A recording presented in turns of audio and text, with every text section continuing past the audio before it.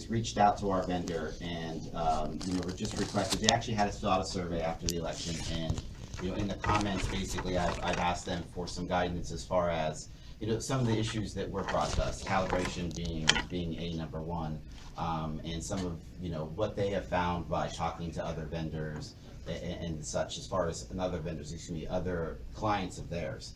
Things that we might be able to use, right now going forward. And then the other part of that, obviously, is that we have started conversations and actually have a meeting tomorrow with our association. And one of the things that we're talking about and that we're recommending is that we need to start looking at that as far as at the state level on what we want to do with the fact that a lot of us do have machines that are now 10 years old. And, some of the things that other directors are asking for or looking at is, do we want to make changes or request changes with the legislative process with the election code, which of course many of us know was done in 1937. And so the flexibility isn't there as far as some of the things that might be able to be feasibly used today. And so that's the process, and that's what I'm looking at, is getting feedback from other directors, and then also trying to get feedback as far as what we're seeing and what we might want to do in the future, and might be something that Pennsylvania might want to look at as far as what we might want to then start talking to our representatives about.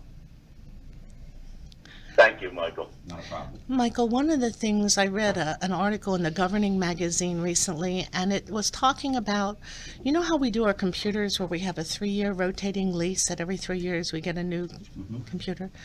Well, they were talking about doing something like that with voting machines, which might make it a much more affordable option. Okay. I thought it was a great idea to look into. It also talked about different states that were customizing using Windows to adapt, and that way they could program, basically, and do a lot more work on them themselves.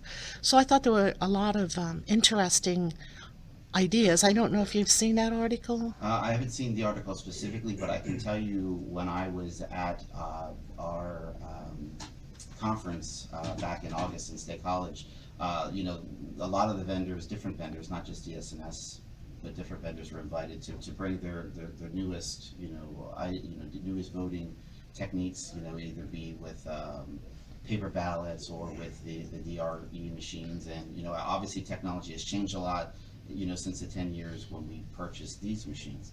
I think one of the things that we just have to be aware of the fact is that we did purchase these machines. So any type of lease or anything we would look at would obviously be a cost.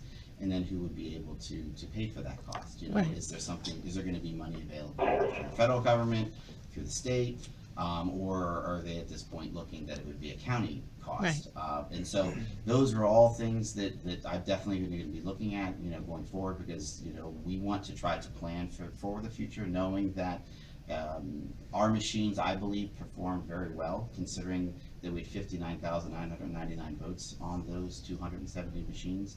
And we did not have any machine go down, but it's something that we want to look at going forward. Obviously, be more proactive and not have to be reactionary with that. Right. I mean, lease to own versus leasing all the time are Right. two different things too. So, but I just I'll see you get a copy of it. Sure, absolutely. Thank you. Thank you.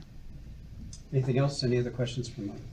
If not, all in favor of the motion, please indicate by saying aye. Aye. Aye. Aye. So moved.